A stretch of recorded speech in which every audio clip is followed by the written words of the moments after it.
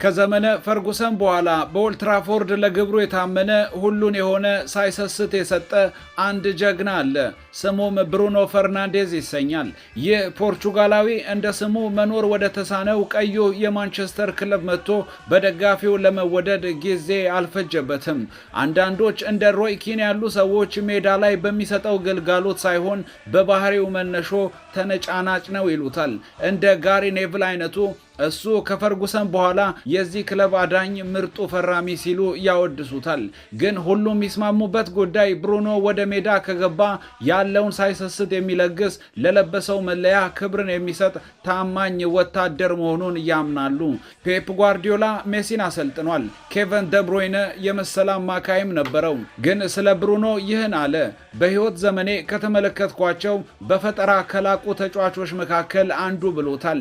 ኬቨን ደብሮይነ ደግሞ እሱ ሰው ሳይሆን የፈጠራ ማሽን ነው ሲል አሞግሶታል።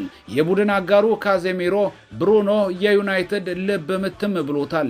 አሰልጣኞች ሲቀያየሩ አንዱ ተጫዋች ሄዶ ሌላው ሲፈርም ታምኖ የኖረ በስኬት ባይታጀብም በሙገሳና አድናቆት የታጀበ ኮከብ ነው ብሩኖ። ከሳምንት ሳምንት ብሩኖ ፈርናንዴዝ ለዩናይትድ ተፋልሟል። ለቡድን አጋሮቹ ተሟግቷል። ከ100 በላይ ግቦችን አስቆጥሯል።